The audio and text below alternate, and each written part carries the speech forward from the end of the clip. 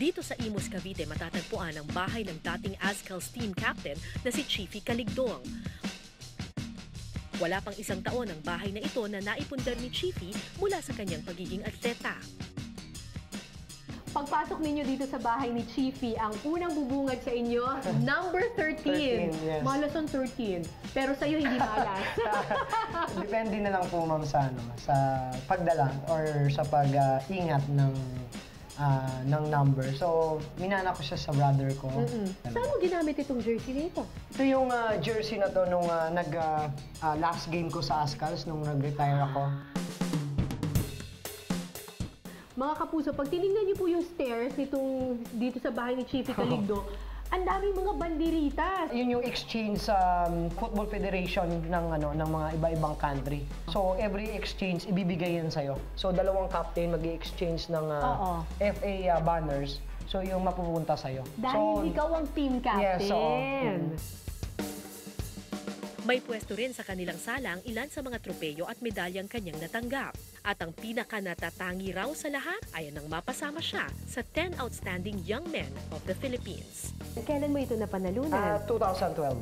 Na-imagine mo ba na Hindi nga. mapapabilang ka sa 10 Outstanding Young Men of the Philippines? Siguro because of my advocacy sa mga bata, lalo na sa mga football community na malalayo. So siguro na nakikita din nila on my own initiatives and on my idea. Dahil sa first love niya ang larong nagpasikat sa kanya, may koleksyon siya ng iba't ibang gamit na may disenyong football. At talagang pati yung cabinet, punong-puno ng puro football. Yes.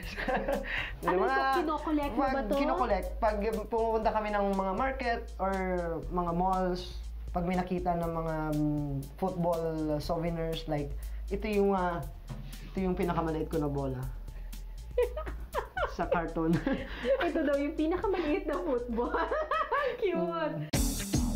Tubong Barotac Nuevo sa Iloilo si Chiefy Caligdong. 5 taong gulang pa lamang siya nang magsimula siyang maglaro ng football. Totoo ba yun na nung bata ka raw, naglalaro ka ng nakayapak lang? Yes, oo. Siyempre, nasa probinsya kami. So, medyo mahal yung spike shoes, yung tinatawag na boots. So, mga 2.5, depende sa klase ng bibili mo. Hindi kaya ng pamilya. Hindi kaya, kasi siyempre, ilang kayo magkakapatid? 10. So, I'm the 10 kayo youngest. magkakapatid? Yes. Tiyaga lang. Hindi naman, ako para sa akin, hindi naman importante yung ano yung sinusuot eh. Natatandaan mo pa ba yung unang beses na nagkaroon ka ng sapatos, tapos nahawakan mo yung sapatos, finally meron na akong sapatos? Yes. Okay. Grade 3, 9 years old. Oo. So yun yung start ko talaga na kinuha ko ng school as varsity. Sasama ako sa lineup for integrated meet. Oo. So may supply.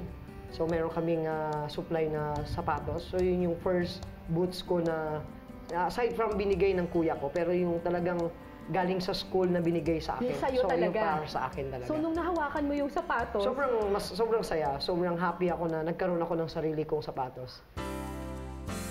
Mula sa palarong pambansa, nagtuloy-tuloy ang karera ni Chiefy hanggang sa mapabilang siya sa Armed Forces of the Philippines taong 2004. Mula Iloilo, nagtungo si Chiefy sa Maynila para ipagpatuloy ang paglalaro ng football sa mas mataas na antas. gaano kahirap yung maglaro ka dito sa Maynila at the age of 19, malayo ka sa pamilya mo. Una-una, financial, yan ang problema. Yes, Gaano kahirap yung Mahirap. Siyempre, hindi ako sanay wala yung family sa katabi ko, di ba?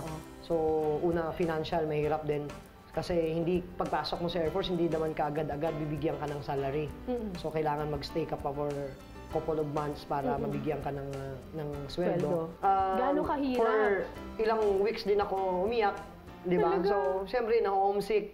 Kailan nangyari yung pinakamalaking break sa buhay mo na biglang talagang nag-shoot up at ngayon sikat ka na?